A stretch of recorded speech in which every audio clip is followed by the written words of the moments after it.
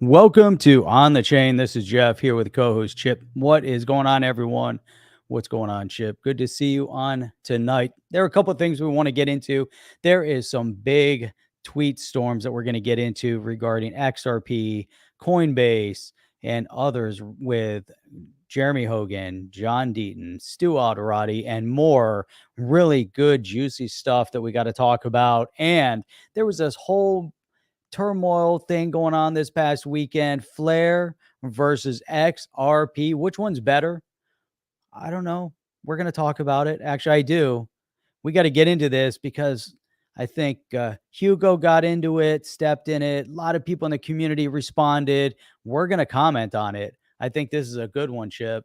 So if you're ready to kick this thing off, it's going to be a great one. It's not good. It's great. Effing great. Yeah, I'm ready to this. I'll wait for that. Welcome to On the Chain.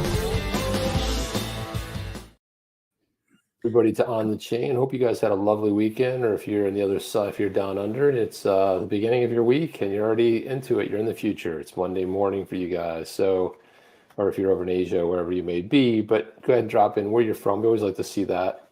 And we got a couple things, like Jeff said, to kind of like hit up on here, which we'll get to in a second. I'm just trying to get my thing organized here, but we're going to jump into a couple of these. And again, it's kind of fun to see, Jeff, you tease this a little bit, but it's fun to see how responses have been. Like, this has lingered. Like, we got we're almost up on a month. It was July 13th where the Judge Torres ruled on the January, July 13th. You know that thing, Jeff. You know the thing. Oh, that thing. You know that thing. You know that thing. That thing you do. That thing you are. That thing. So Jeremy Hogan, who we had on here on Wednesday night. Was it last? No, it was last Sunday. We had Sunday. It was a week ago tonight. Yeah, we just dropped a video, by the way, guys. So it's like just the highlights from that interview. It's like 12 minutes long. It was a highlight reel. Yeah, Hans Loaded edited together. It's a highlight reel, so I tweeted it out. If you guys go on Twitter, just go down the chain live better videos, you'll see it. It's a great interview. Had a great time. It's really amazing to have him on the show here. So Jeremy Hogan said he was basically talking about this. We've hit on this a little bit earlier in the week, but the SEC absolutely believes that XRP itself is a security, and Judge Torres clearly repudiated that belief in a ruling. And here's the transcript from the 2021 hearing. The SEC lawyer argues that XRP remains a security, but there's an exemption for individuals to sell. So we'll break this down a little bit. If you look at this here, as I'm bringing this up, the court, presumably under this theory, then every individual in the world who's selling XRP would be committing a Section 5 violation based on what you just said, Mr. Tenero. That's not quite correct, Your Honor. So the statute, the Securities Act of 1933, has sort of a registration provision under Section 5 and then an exemption provision under Section 4. And broadly speaking, the Section 4 exemptions, I'm speaking very generally here, if these are transactions by people on the market, they're exempted by that statute. So, I mean, very clearly, you can see where in the SEC, and they allege this in the original complaint too, but it's incredible, this whole thing. Here's John Deaton commenting some more. Let's see. He says that had always been a red herring, in the SEC argued. And they argued Section 4 exemptions apply. So don't worry about the secondary sales. Section 4 exemptions only apply to securities. Also, when something is a security, the burden shifts to the token holder to show the exemption applies, and that's complete nonsense. Complete nonsense, Chip. It is complete nonsense. The SEC is complete nonsense on this whole thing. So they want to argue a specific section, but then the onus moves to us. It only applies to whether it's a security. It's not a security. But if it were a security, and then in that case, it's still, the burden still shifts to the token holder. So you have to prove the exemption. It's ridiculous. It's an absolute silly thing. It puts you in a really bad spot. Well, I think a lot of what happened, and I remember listening to this hearing. I remember exactly like going in there and listening to it. And I think one of the funny takeaways for this was, it seemed at times during a lot of these hearings where the SEC lost track of what they were even arguing anymore. Like they completely didn't know what they were. And that last hearing was they took some junior attorney, threw her into the lion's pit, and had her argue all kinds of crazy stuff. And I don't even think, and it really wasn't even fair to the attorney. It's probably just some staff attorney. And it was embarrassing to listen to, just to see how twisted. You're like, wait a minute, you said this, but you meant this. And the judge did a lot of that clarification. Hogan said exactly, the result of the argument leads to the silliness. And so they have this standard, but they're exempt response, which doesn't solve the underlying silliness. I only date girls whose hair doesn't touch their forehead, but that's okay because girls can buy hair ties. I think I leave it up to Jeremy puts it. leave it up to Jeremy Hogan to make it a little bit more understanding and more palpable there. But I thought that was good. And then John Deaton, he added to the document library over on crypto law the memorandum of law supporting motion for judgment by Coinbase requesting that the judge dismiss the charges. And we're going to get into that in a bit. Yeah. We'll get into that. We don't want to dig into that one yet. We'll jump into that one next. Yeah, there's some stuff from Stuart Alderoty on this exact point too. So this one here, yeah. So here's an excellent thread explaining that Torres didn't make a distinction between the different sales out of thin air. She took each type of the sale chosen and defined by the SEC. Then she applied the Howey test, and I'm willing to bet significant amount of funds that she doesn't get reversed on appeal. It's a big statement, Jeff. That's a big statement, and that's a good statement. Yeah, you can take that to the bank. Literally to the bank. So literally. So yep. Bill Morgan, who wrote up this thread that he was alluding to, the more I read the Torres decision, the more I struggle to see the error. The source of the error cannot be indifferent treatment of the three category of sales. And as Torres noted, it was the SEC who categorized these into three types of sales. Mm-hmm. So basically what she was doing, so the SEC alleges that Ripple, if you pull up the full thing, and of course it's, SEC alleges that Ripple engaged in three categories of unregistered XRP offers and sales. That was by the SEC, though. That wasn't anybody else alleging that. And so then the judge referred to the SEC's reply on pages 4 and 5, where it alleges that Ripple engaged in three categories of XRP sales and offers. And then here it is. Finally, it's undisputed that Ripple engaged in the three categories of XRP sales and offers resulting in pecuniary gains. And then you've got, it was not the judge who came up with these categories, it was the SEC. And it did so because the type of the sales were very different from each other in critical respects. The judge decided that to separately analyze and evaluate each of the SEC's three categories and referred to an authority, and that was Marine Bank at 456, which was the case law there. And then here's an extract of N11 from the Marine Bank case. Each transaction must be analyzed and evaluated on the basis of the instrument in question, the purposes intended, and the factual setting as a whole. And it's hard to see an error in the judge's approach and being efficient and analyzing and evaluating the transactions in question by referencing the very categories urged on her by the SEC itself. So very fair to the SEC, took the SEC's argument, applied the Howey test to each one of the transactions, and voila, that's what we ended up in the summary judgment. And so Bill goes on to say that when she followed this approach and evaluated the three categories, she found the significant differences in the actual factual setting. One significant difference is that the institutional buyers signed contracts with Ripple, which we talked about at length here at nauseum, and then buyers from programmatic sales did not. This is how simple it is. And I'm telling you, man, this very clear. Keeps lingering, Jeff, for some reason. It keeps lingering thanks to Gary. Thanks to Gary Gensler and all the other supposed legal minds out there. Another difference was the Ripple did not know who the buyers, and the buyers did not know who Ripple was the seller in programmatic sales. Programmatic buyers did not know whom they were paying the money to Further, the judge then found the evidence did not establish that the Ripple made promises to programmatic buyers and that the evidence did not show the programmatic buyers expected profits. Well, this is Howey, Jeff. And it's so funny that nobody even understands Howey anymore. Like, they want the Howey test tells you exactly what's a security. And then when the judge applies the Howey test, everyone's like, "What? She's crazy." Sometimes it's a security, and sometimes SEC is not a. Sometimes XRP is not a security. Insane. This is Charlie Gasparino's cronies and Gasparino. Gasparino. Further, that she reasoning shows that a reasonable investor in the position of institutional buyers was in a different situation altogether than the reasonable investor in the position of the programmer buyer. So bottom line is like, here he goes and explains it, and he cites everything. Good work by Bill Morgan. Mm-hmm. He's an Australian attorney, but he knows how to read a document and understand exactly what's going on. And Bill's brought us, he's one of the attorneys that's brought us shed a lot of great light on this. Yeah, so we have Jeremy Hogan, John Deaton, Bill Morgan, and then none other, Chip, than Jimmy Philion. Stu Alderoty. Stu Alderoty's. Well, Stu, I was talking about outside of Ripple, though.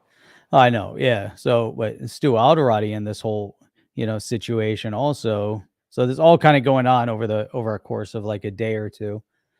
Here you have, to those saying the SEC doesn't, and obviously this was yesterday and today, over the day or two, to those saying the SEC doesn't think a token itself is a security, this is false. See the SEC's own words in the complaint against us, which the judge ultimately rejected. And here at all relevant times during the offering, XRP was an investment contract, is basically what they're saying there. And so Miles Jennings responded to that one. It literally says during the offering. So yes, on all sales, they were saying it was an investment contract. Stu responds, the offering equals the 7-year time period covered by the complaint, 13 to 20.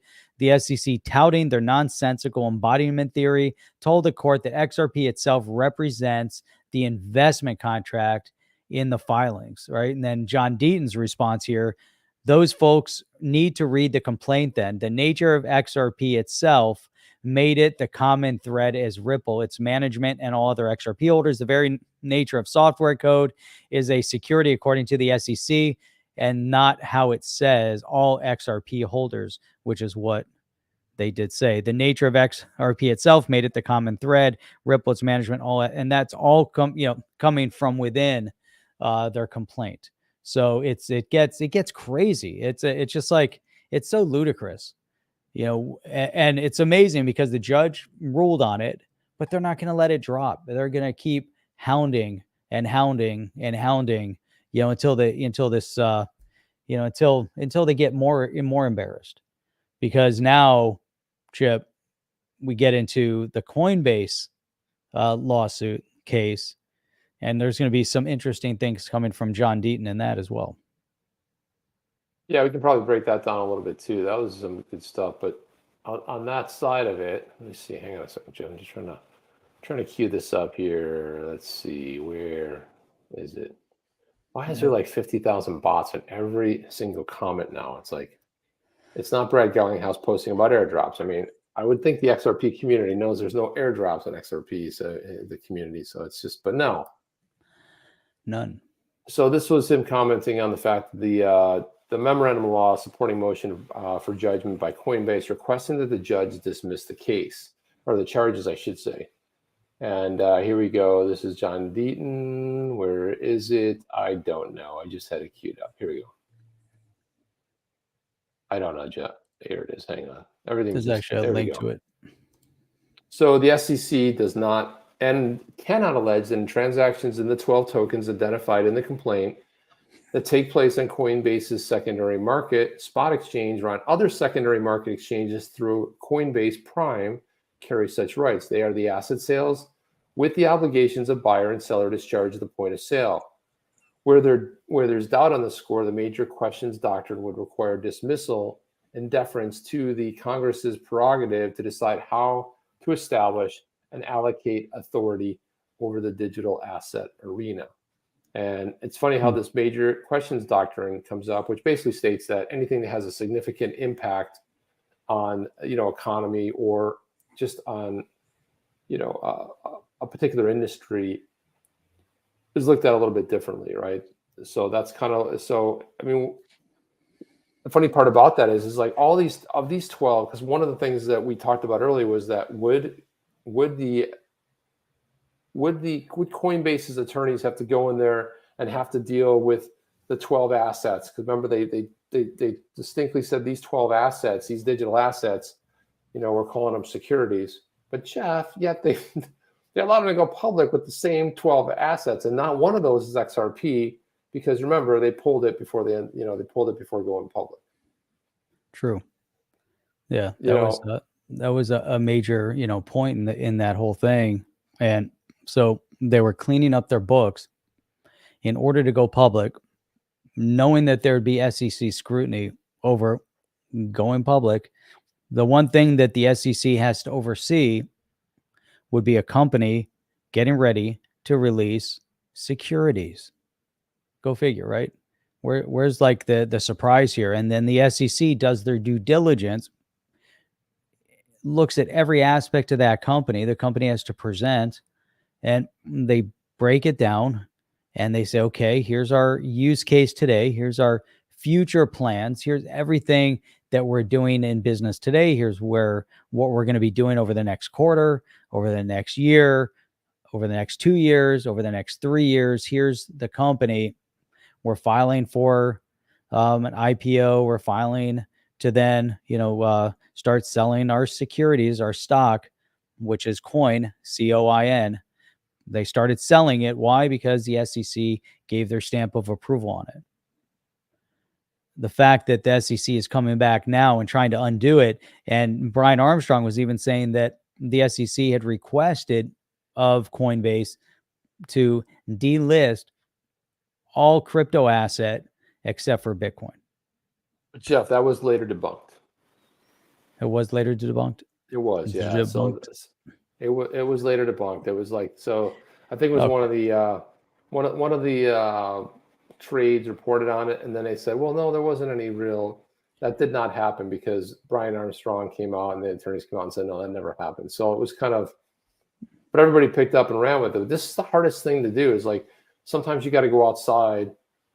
You got to go far enough out, like corroborate something with multiple stories. But the thing is, somebody picks this up from one of the, the coin desks of the world, right, and then they run with it. Yeah, everybody's running with it. Yep. Until it came out that it wasn't really, because it is. When I heard that, I said, "Come on, that's close down your business because you are selling securities." But meanwhile, they allowed them to go public. So I thought that made no sense. I was crazy. Well, according to Gary, everything's a security. Almost everything's a security except for Bitcoin.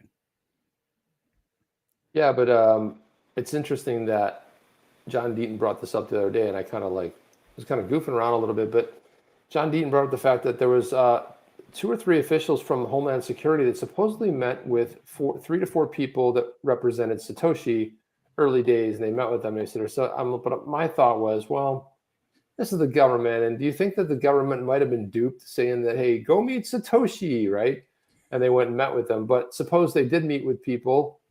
I don't know how they would have known, but suppose they did. But the government official claims that they did, in fact, meet Homeland Security. They did meet with Satoshi, or the people that made up Satoshi. So I don't know. I mean, who would want to defraud and dupe the government on something like that? I mean, and if that's the case, then who did they meet with? And if they went out there and made a public statement and said that they met with, again, the people that make up Satoshi Nakamoto, who wrote the Bitcoin white paper and released Bitcoin, then isn't that fraud, Jeff? Are these people that said that they were, Satoshi, not Satoshi? It's kind of weird. It's a little bit odd there. It was a little bit odd. Yeah, the whole thing, everything to where we are today, it's a little bit off. The one thing that is definite and evident is that the powers that be, when they want to take over and control something, and we've seen this over the years, over long periods of time, where you'll see certain powers will undermine and FUD a certain commodity in order to then decrease the price point on that commodity, to then move in later on and buy majority hold on that commodity. And so it's interesting to see how they keep trying to undermine XRP, especially in the US market. There's been a lot of that Ridiculous. talk over the years. Here they are trying to take on Swift and the banks and all these different things, and they're continuously trying to undermine it, even to the point where they're trying to dismantle the technology. And you just hear from certain powers, it's only used for nefarious purpose, or just every aspect. We're here to support retail, and it's fraud and it's scams, which I think, to the point that we had talked about, I still will firmly stand behind. The FTX collapse was too soon. They expected it to happen later, when it was more fully ingrained into the crypto space, because then a dismantling of FTX would have totally, damaged the marketplace. But when it was dismantled, at the point it was dismantled, basically removed their slush fund for 2024. I believe that they were hoping for a slush fund from 2024, potentially all the way through 2026, maybe 2028. But there was going to be a slow dismantling of FTX at some point. It happened too soon, on their watch, but too soon, which backfired and blew up in their face. And I don't think they were anticipating the collapse so soon. It happened at a point where it wasn't really destructive to the space. It hurt, some people got hurt, but it wasn't majorly destructive and disruptive. And it's going to be gone. We're going to go over that little blip, and we're going to move on, and things are going to get better. But to that, who's behind the power struggle, that's the unknown variable. And to that, let's talk about Flare, Chip. That's more exciting. Well, hang on a second. Before we get into that, Or do you want to comment? Comments up there. Okay. So Jim D said the SEC might as well argue that retailers buying on an exchange participate in a common enterprise expecting to profit by the SEC's incompetent lawsuits on crypto tokens. That is so spot on right there. That's funny as hell. And then Matt LaRoche said that, so is the U.S. dollar security in the efforts of the U.S. government and Fed to prop up its relative value? Well, don't worry about that, because everything that you do in government is okay when you do it in government, but a private citizen does it, boom, you'll be locked up as soon as they can get you going. So that's kind of funny. And here's a name we haven't seen in a while. Look at Channing Smithson's in here. Channing, what's going on, Channing? Channing in a while, man. We're going to talk about Flare now. We're going to talk about Flare in a little bit. And then two things here from a little bit. Yes. Yeah, Evan Casey says, if we can close above 63 cents on the hourly, I'd be to the moon. Otherwise, 55 incoming seems likely.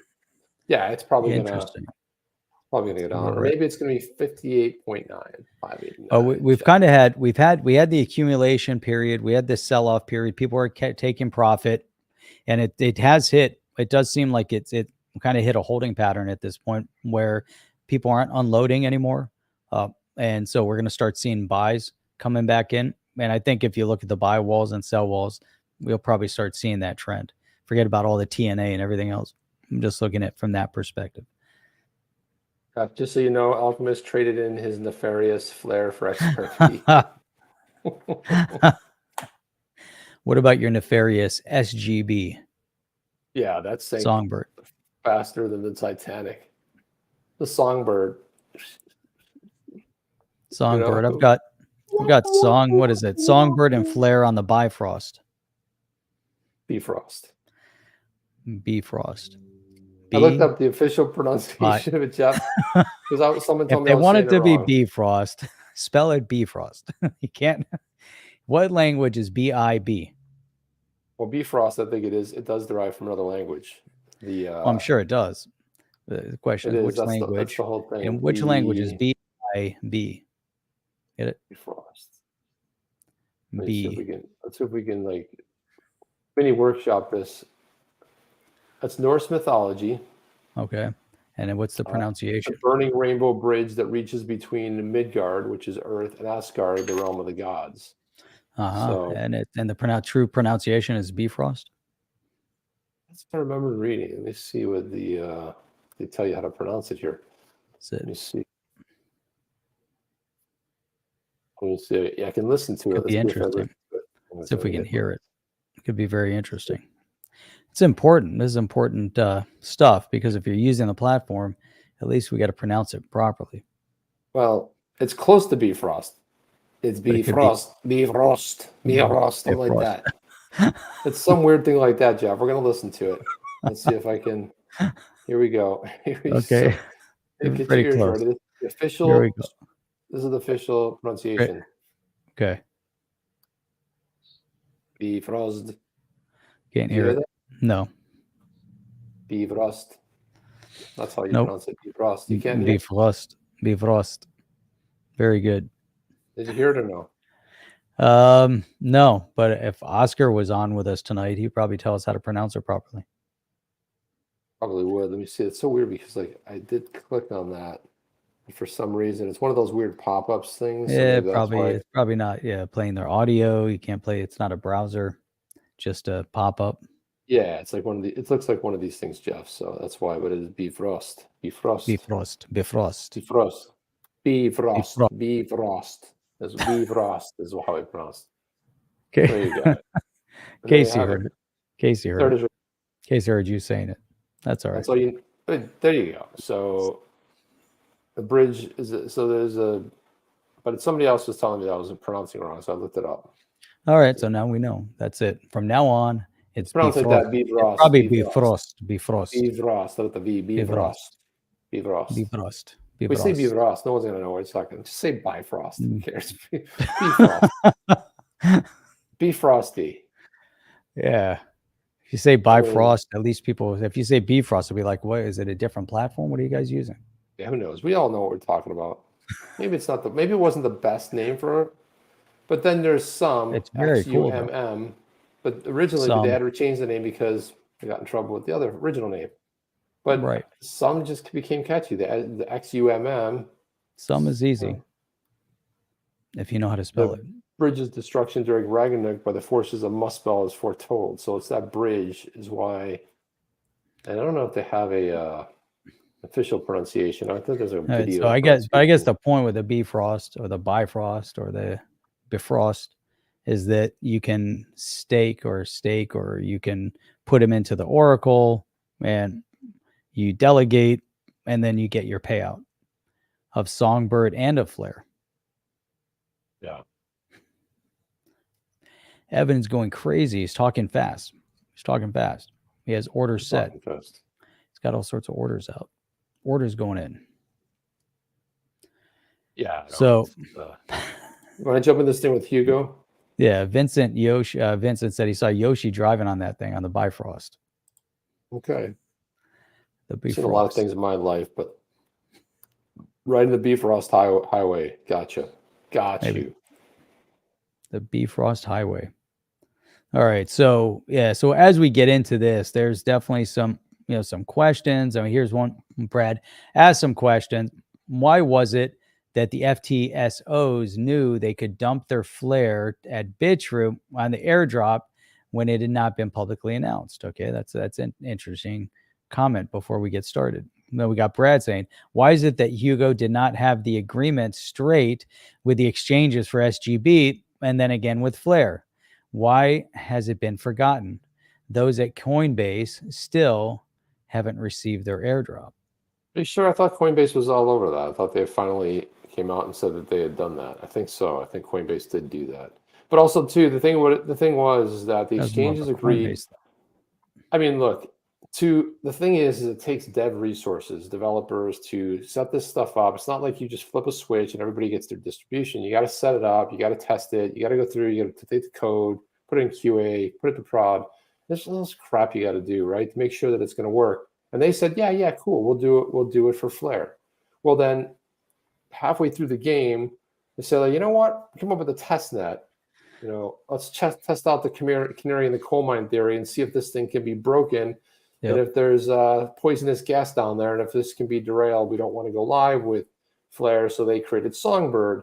Thing is that the exchanges never had any intent in releasing Songbird. Some went around, went basically along with it.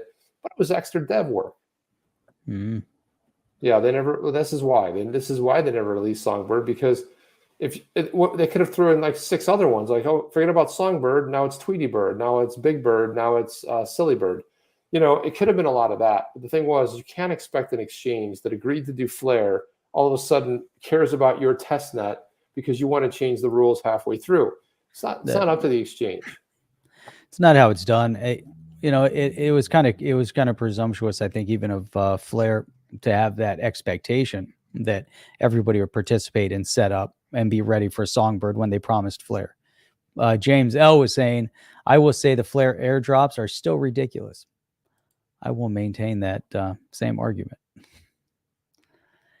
Even though, I did get some of the airdrops, it was a bad look. If we go back, we talked about it. We can go back, look up some of our old videos. We referenced it. We talked about it. We referenced that it was just a bad look for Flare. I think they undermined their overall project by doing the airdrops, making all the big promises. They made it a bigger. They made a bigger problem even bigger when they launched Songbird. It just upset everybody. And then they started making promises on when Flare would come, and those were delayed and pushed back. Now, on the other side of it is that they're trying to build out a monumental project, which is all about interoperability, tying in different chains, right? So where they're supposed to have the XRPL, they're going to bring Doge, they're going to bring Ethereum, they're going to bring all these different things together, which was great. It's a great idea. And we talked, at length about the concept that they have is amazing, because if you can get to mainstream right now, we have Ethereum is the standalone right now in this, in the smart contract space. And here comes Flare saying, hey, we're going to use all the best parts of the XRPL, and then we can tie in the Ethereum, and then you got Doge, and we're going to be the in-between, and we're going to connect everything, and it's going to be amazing. And then they just got so deep into the Songbird and the Flare and upsetting the community. The airdrop was such a bad idea. It was such a bad idea. Again, and once you cross that bridge, you can't, it is dead. You can go back, right? So just good news, Jeff. Karma Michael's here. Karma Michael's here. It's like the karma Michael's here, which is good. Alchemist said, look, hey, Silly Bird would have mooned last cycle. They should have, they should have released Silly Bird. Silly Bird, Goofy Bird, Big Bird, and we got Songbird. We got Songbird in the coal mine. Even that, come on, it was getting a little, but you know what? I've got Songbird and I've got Flare staked over on Bifrost, Bifrost, Bifrost, and Bifrost, and there so it, and there it sits. Yeah, I don't get it. I don't know why. They should have just said, hey, we're doing an airdrop. Don't say a thing. Never say anything ever again. just say airdrop's coming. But you remember then they're like, airdrop in 2025, but we're only going to give you 10% of it. Then we're going to do 10% a year for the next 20 years or whatever it was. I don't even remember anymore.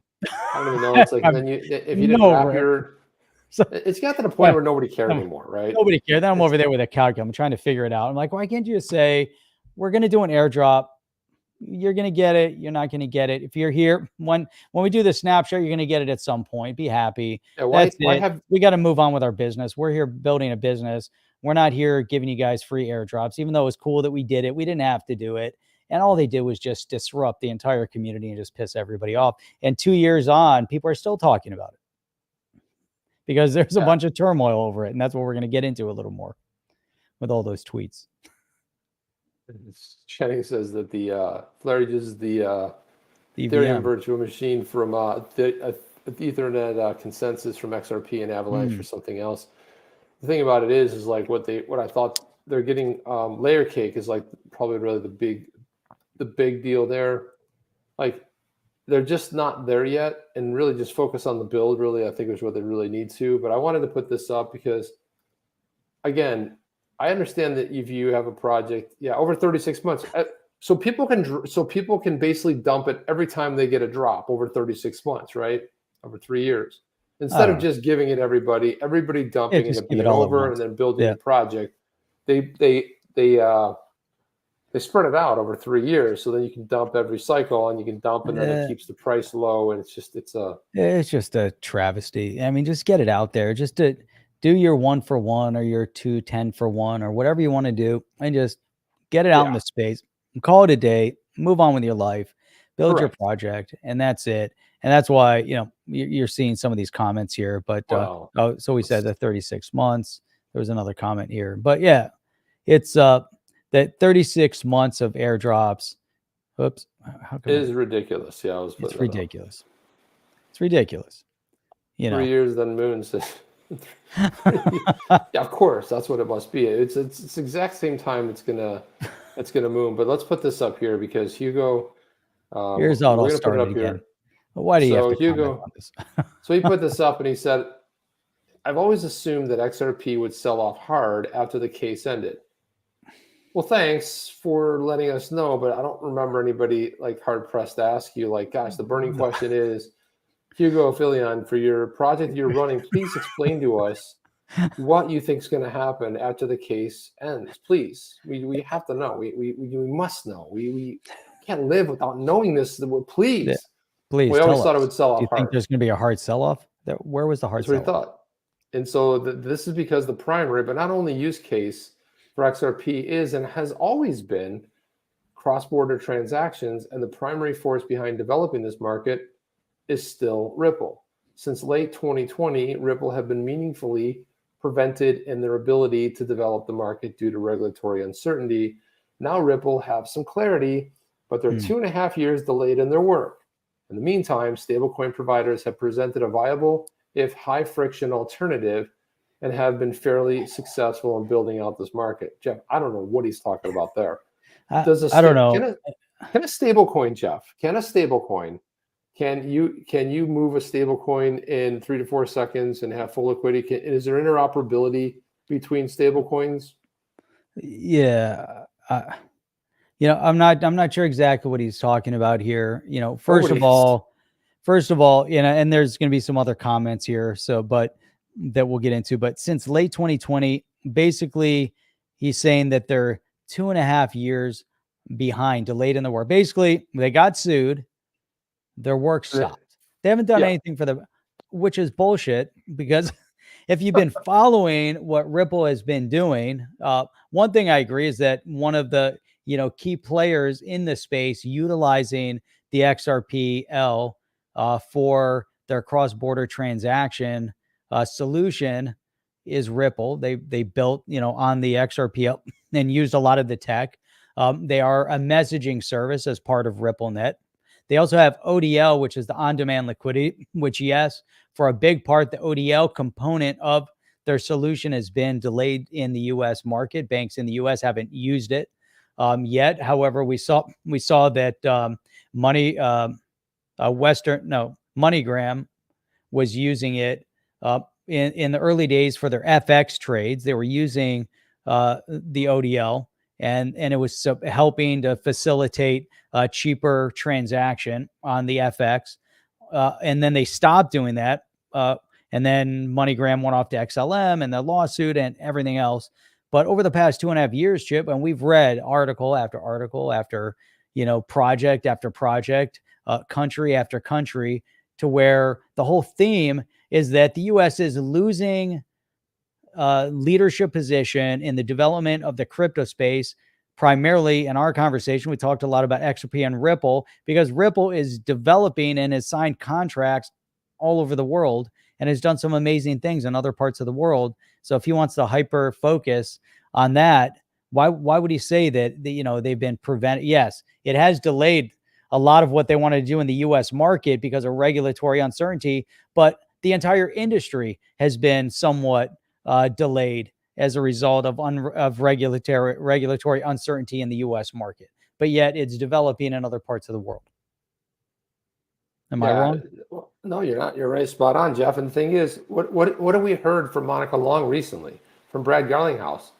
First of all, their business, and does he read the market reports, the one that came out year after year, that the ODL, it's been doubling, tripling, like their business has been expanding ridiculously, and 95% of it is outside the U.S. Like, did you miss that part of it? So they weren't worried that the U.S. people will pick it up now that the case is settled. But this line here is kind of suspect too. He says, I suspect Ripple will generate some success move going forward in the cross-border payments, especially in corridors that are traditionally underserved by TradeFi.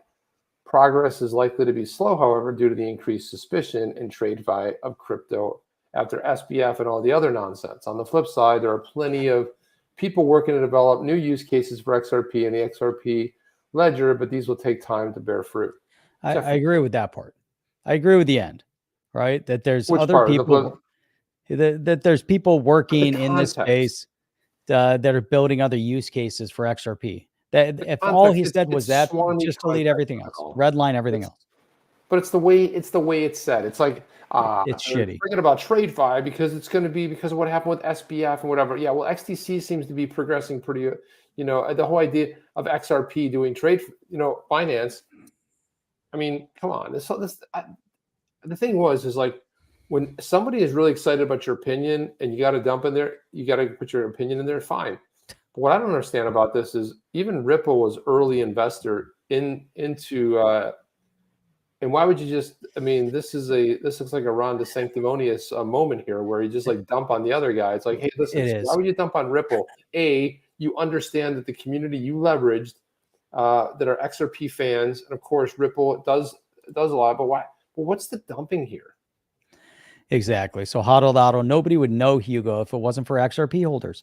They leveraged the XRP community, and now they're shitting. Now he's shitting all over the XRP community with this statement. It's not about what he's saying about Ripple. It's the way he's transferring the message, the way he's trying to talk about it.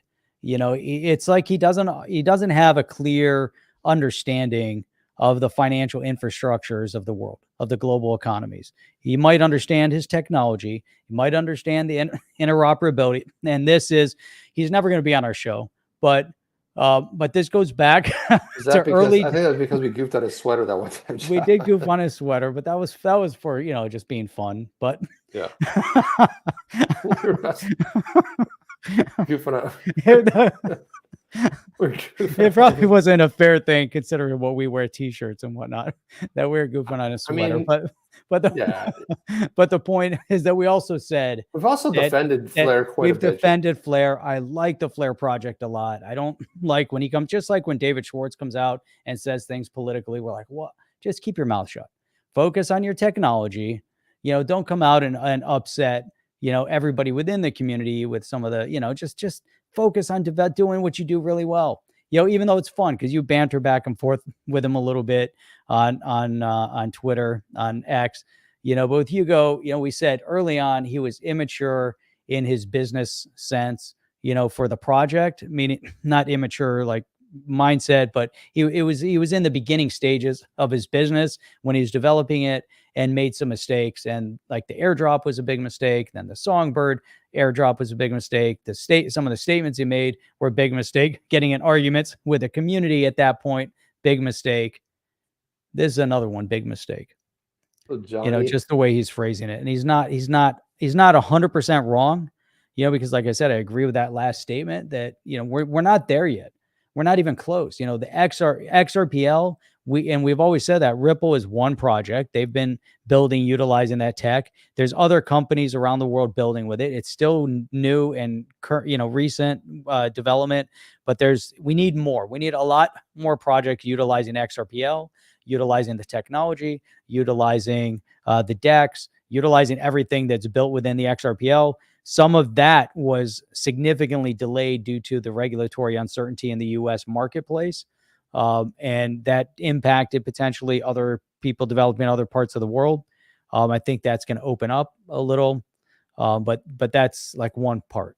Jeff, do you think when he posted this, do you think like, hey, I'm going to go post this crap about, I knew it would dump hard. I knew, look, like Ripple lost all this energy and time, and maybe they can get it back, but who knows? Like before you post it and hit send on X, do you really think that like any good was going to come out of it? Like, so like why post it at all, right? So that's the whole point. It's like Johnny comes in and says that sugarcoat says, "You really think they sat idle for 2.5 years?" Yeah, Like, exactly. "Hey, Hugo, come save us." Hugo says, "No, of course not. But convincing people to do something a new way, for example, cross-border payments, when there's regulatory uncertainty, is practically impossible."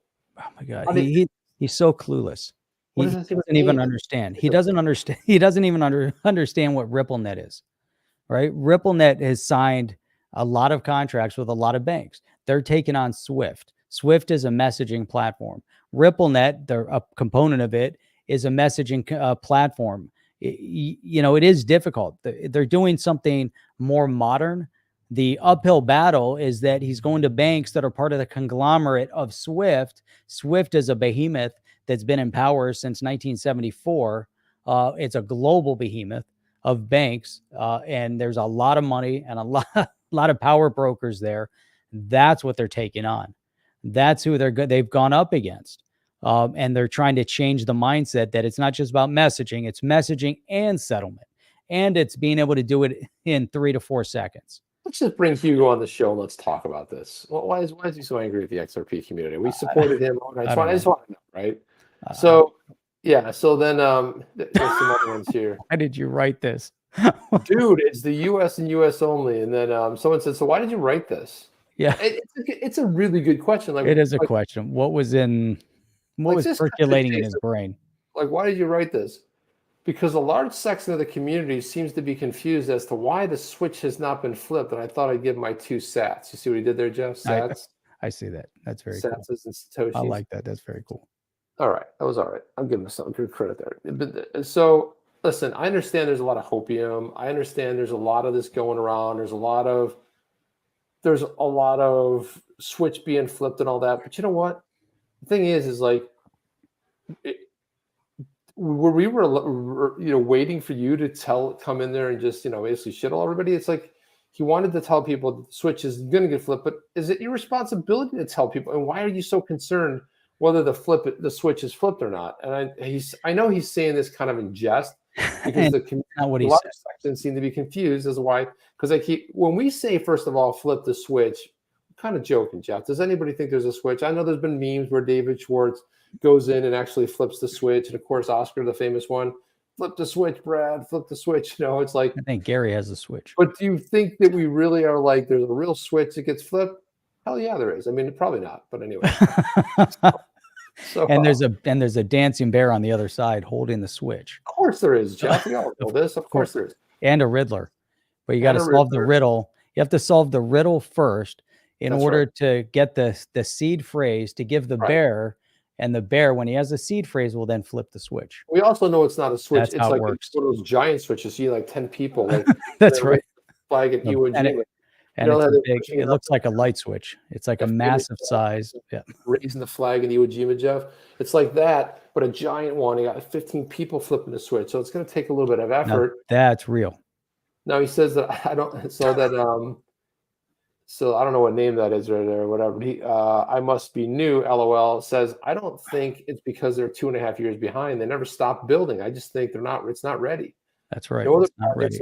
Anything. It's just not time. And honestly, I think people look at you're talking about Ripple out of place and bashing XRP. Just a heads up, right? Like, hey, he's talking about it on the heels of a monumental court decision. Instead of coming out and saying this was a historic moment for crypto, that a judge has now ruled on a digital asset and deemed it a non-security, and here's how it's going to impact my project. Instead of him saying that, now that people would be interested in, but douchebag decides that he wants to phrase it a completely different way. And I say that because El Jefe also says something. Why is Ripple, XRP, and SBF in the same paragraph? Why did he even bring SBF into it? What does SBF and FTX have to do with anything at this point? We just referenced that it's just a blip in the road at this point,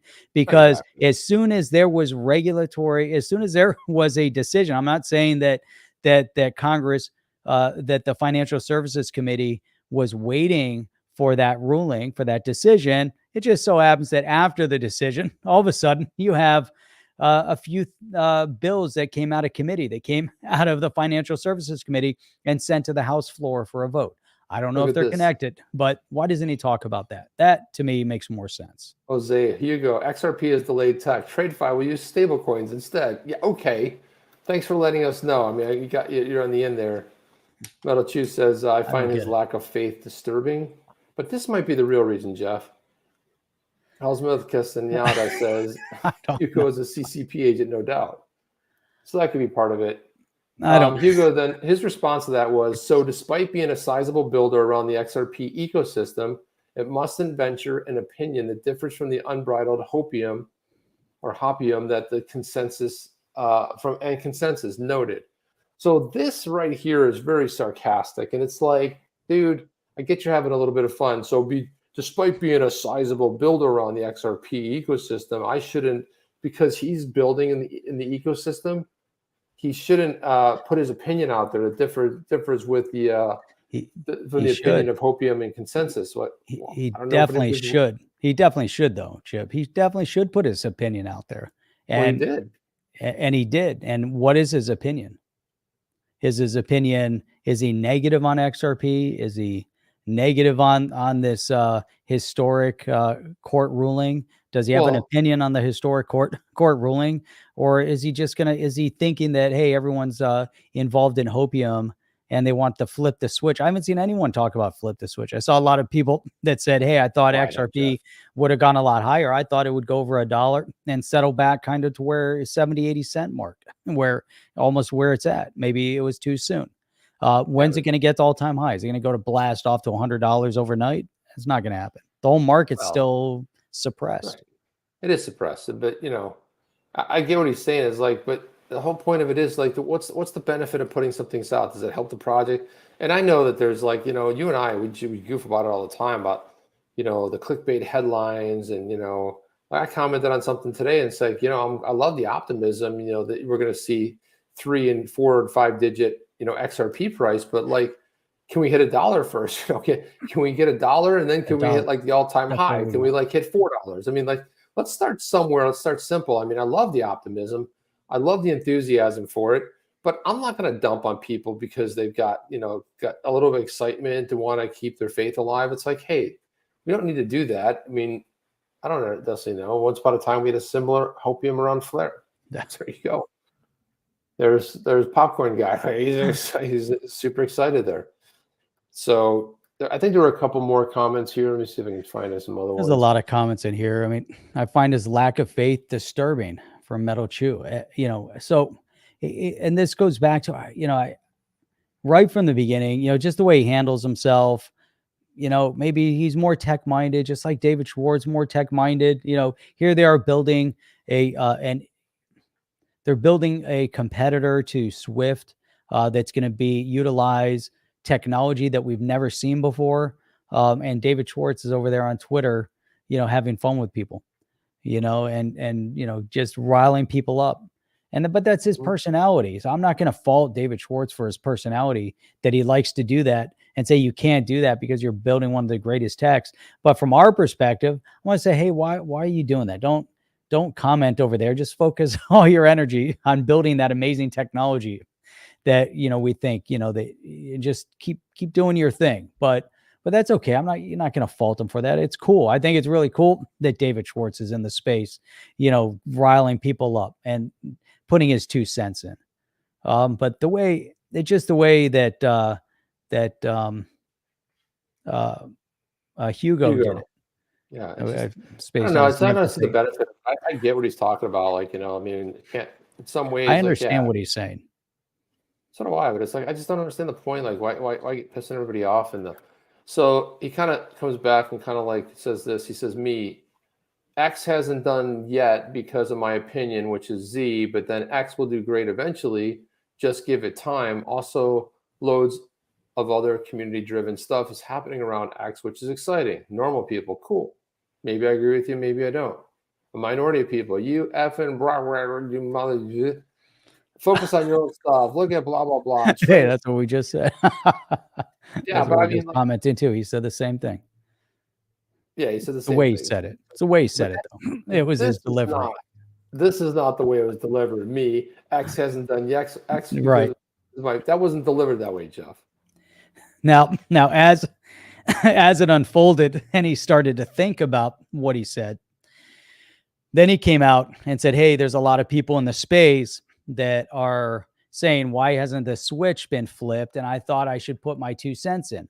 Now, why didn't he just open that? Say, hey, I'm a build here's if I were to rewrite his statements, I would say, hey, as a builder in this space, I'm super excited about this recent court ruling from a few weeks ago in terms of what it means for XRP and the crypto space at large. Here's how it's going to impact my project, and just a message for all those out there in the community and the XRP community that are invested in XRP that really think that this should have happened overnight. Here's my 2 cents on the matter. Being a builder in the space, I just thought I want to give my 2 cents. Now, had it been phrased that way, everyone would have been like, people would have come out and said, hey, this guy, Hugo, man, he is a hero. I love this guy. I love his message.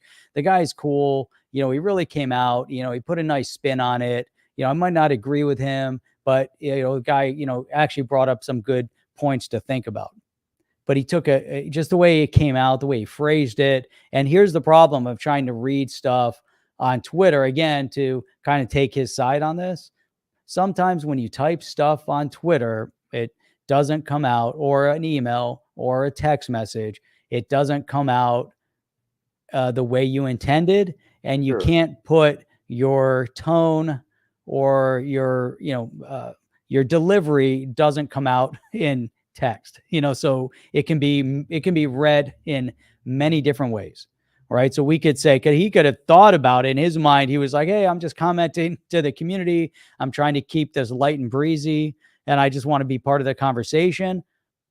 I'm going to give him the benefit of the doubt that that's what he wanted at this point, after we dissected and tore it down. But as you circle back on it and say, hey, that could be, that's the danger of this space. But I don't know. Jordan Field says, I have a massive stash of Flare. Huge airdrops are serving me well. I have faith in the Flare project. At least I'm profiting on the airdrops. I haven't sold any. I have a lot. I still have a lot of excitement around Flare. I think it's going to be a monumental. But again, just like that's going to take time too, Jeff. It's not going to happen overnight. It's going to take a little bit of time. A lot of time. Yeah. So here we got the project, if he can pull it off.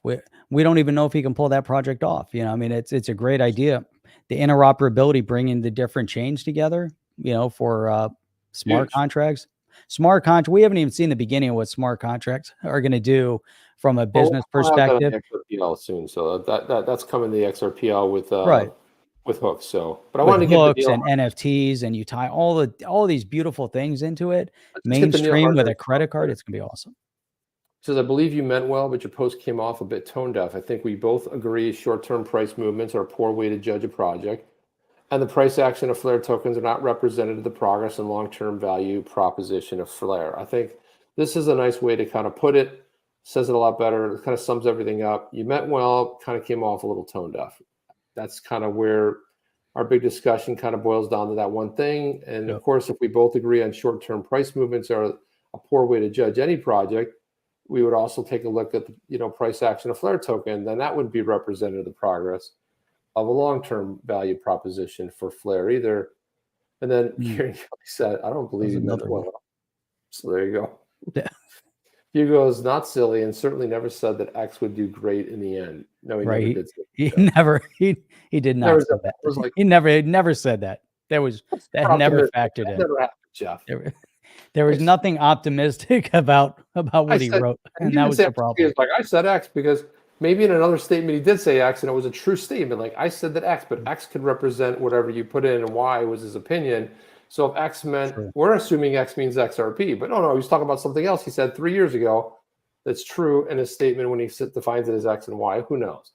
Look, I don't know what he's talking about, but I don't know if he meant to.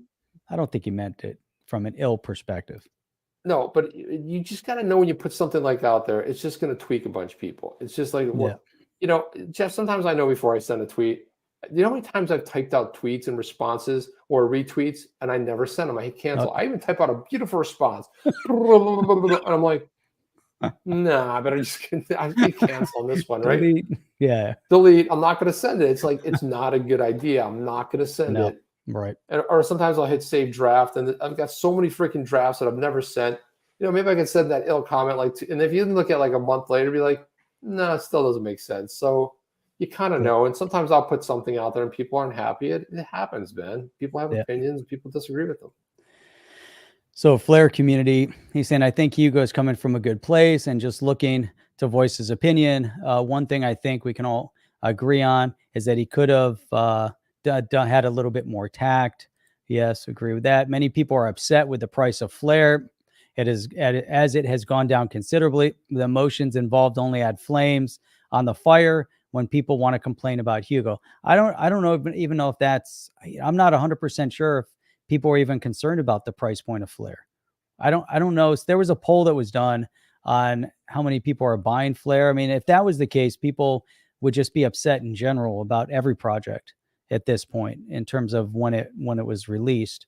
I don't know. I mean, are you dumping on other projects because the price point's suppressed because we're in a bear market?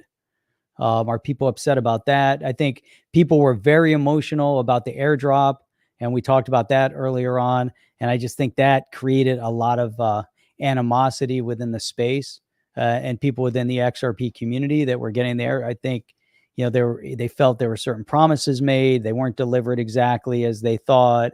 And then there were some, then at that point too, Hugo tried to engage with the community. He really shouldn't have. He should have taken, the higher road and just said, hey, it's free. It was free. It was an airdrop.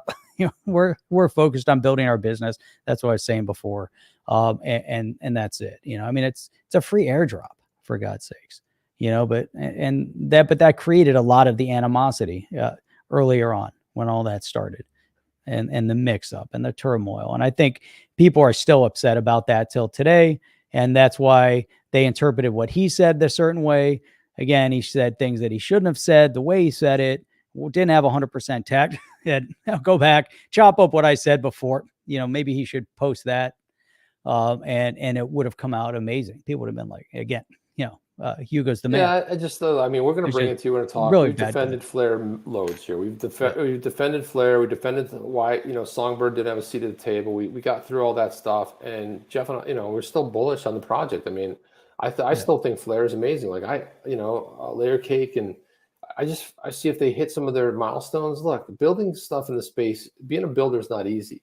That's all I care about. It's a lot of stuff, but just like, I think it was the way it was done. There wasn't a lot of tact there, but that's fine. Put your opinion out. But if you put your opinion, people are gonna give their opinion back. So don't say, well, I meant ultimately long run, it's gonna do well. But also too, it's kind of weird that Ripple gave him this money early days. It's like you can like you said, Jeff, you could have been a little more like positive about it. Like, hey, look, don't worry, guys. I mean, it's like, don't judge a project by price action. That's not necessarily how we judge projects. In the long run, everyone wins. We're all going to win. But if we think we're going to be a flip, a flip's going to be switched anytime soon, probably not going to happen. But don't worry, because there's a lot of validity in the product. I don't even know why you come up and say about another project. If you're building in the space, you say something about other projects. Look, building is hard, man. And Flare, they did launch, and they didn't. I like that they did Songbird. I just don't know that they should have relied on the exchanges having to give it to people, and they created some animosity there. But they did the right thing. It's like, you created a test net. You may try to break it. You don't want to certainly watch 2.5 years of development go down the tubes when you finally launch Flare. Flare's launched, and knock on wood, everything's been good. And so, as a builder in the space, I think we all want Hugo and this team to succeed. And in the end, I mean, I do. I want to see it succeed. I mean, I have Songbird and Flare. I never sold any of it. No. So I'm not dumping. Yeah, I held on to it. Yeah, I'm like, oh, it's a free airdrop. I'm holding on to it. I want to see where the project goes. Sure. Yeah, you and I have talked about this project from day one. Super excited about the interoperability of it. We think that it can go, it could put Ethereum, in its place, create some competition, and we'll see what happens. But so far, really nothing. It's going to be interesting. It's early days. We're 12 years into this whole thing. Flare is a couple years into it. We're talking about, is it maybe 2 years, 3 years max into this whole thing. they got a long way to go. Once they roll out the platform, now you got to start shopping it. You got to shop the technology. You got to start selling the technology. You got to get the tech into users' hands. You got to start competing against Ethereum and all those, groups that are currently using Ethereum for smart contracts. There's a long way to go yet. And we'll keep talking about that too. So I think you got to give the guy, let him focus on building his company and then we call it a day, and that's it. Right here, Jeff. So Michael Murphy appreciates that we did not show a picture of Gary Gensler tonight because he hasn't eaten yet. So we didn't spoil his meal. No, don't do it, Jeff. Do not do it. Don't do it. No. We got through a whole show without. I don't even think we mentioned him maybe once. We got to stop talking about him. He's getting way too much press. I'm not going to show a picture. I'm going to show 3 pictures. Thank you and good night. There you go. There you go. There you have it, Jeff. There you have it. Yikes. Gosh. It'd be like, imagine like a trivia, like 10, 20 years from now, I'd be like, name an SEC, name, somebody that chairs the SEC, be like, Gary Gensler, like, that was 20 years ago. I was like, how do you know that? Well, you see all this around me? XRP. Thank you, Gary. Be like one of these, it'd be like, some trivia question on like one of these game shows, and you'll just know Gary Gensler. You won't remember anybody else. You'll remember maybe Clayton. That's it. Everybody else, nobody cares. So anyway, that's all we got, guys. We will see you on Wednesday night at 8 o'clock. We'll be doing another show. It'll be fun. Yeah. It'll be great. We'll talk, we'll bloviate, and we'll do it on Easter time. And that's all we have, Jeff. Anything you want to say before we get on here? Let me think. Let's see what I got. Oh yeah. Thank you and good night. That's what we got, you guys. And good night. We got that on loop. You guys are the best and the brightest, hanging in here with us 3 days a week. Sunday 8 p.m. Eastern Standard Time. Oh, that's tonight. Wednesday 8 p.m. Eastern Standard Time, and Saturday 8 a.m. Eastern Standard Time. Ooh. You guys are awesome. Great comments, great questions, great topic. We'll check you guys on the next one. Great feedback. Yeah, it was good stuff. Like, I love the dialogue when these shows are driven by the participation. Which you have to learn stuff. And by the way, for all those that are still here with us, we didn't say it early on. Tonight's show is brought to you by Badass Yeti Coffee. So go to Badass Yeti's Coffee. And also, too, if you guys go mint yourself a Badass Yeti, because we are doing a 1-to-1. You have a Badass Yeti Blue Tribe. Let's say you own 3 of them. You'll get 3 of the White Tribe. So we're doing a 1-to-1 drop. So there you go. Simplifying it, making it easy. You have one. So Mo Meta, what's up? So there you go. That is what we are doing, guys. That is what's happening. So go ahead. It's 70% minted. That means there's only 30% left. So you guys know what to do in the description, guys. Jump over there and get it. And by the way, I was drinking this earlier today, Jeff. This Noir Symphony. It's a 6-bean blend, man. Delicious. Just absolutely delicious. Look at that little badass Yeti. Gosh, dude. It's really great. As I can smell the. Oh man, that's such good stuff. Yeah, it's fresh beans. Good, it's right? Nice and roasted, and I just want the Noir Symphony is dark, and then you got the Obsidian Bold, even darker. There's a lot of good stuff. You guys are awesome. Get some of that coffee. It would be even awesomer. Awesomer. The most awesomest of ever. That's you guys. Jim D has a you'll be whitelisted over there on XRP.cafe. Well, guys, don't worry, we'll give you plenty of heads up. We're talking probably, if we can get it done in September, is probably like the time frame, probably towards the end of September. We'll see. There's a bunch of different variables. Yeah, we're working on it. So, but don't worry, you'll know about it. It'll be like basically what you have to do is you have to have one in your wallet. So it'll be like that's it. Easy. Whitelisted mint. Easy squeezy. And we'll give you lots of heads up. We'll hit you. That's why it's good to be in the Discord. so that you can get the heads up, because not everybody's looking on Twitter, but you can, if you drop in here occasionally, you'll get a heads up here as well. But we'll give you plenty of notice. Don't worry about that. Plenty. That's it. Plenty of notice. That's all we have, guys. We'll see you on the next one. Have a great week, and we'll check in midway of the week. We'll do it all over again. See you on the next one. Chip and Jeff out. Out? We going? Nope. We're going to hang in here for the next hour, maybe 2. No, sorry about that. The funny thing is I clicked the wrong button. I was like, ending the broadcast. Okay, here you go. Chip and Jeff out. Are you down with OTC? Please like, subscribe, and click the bell to be notified when the next video drops.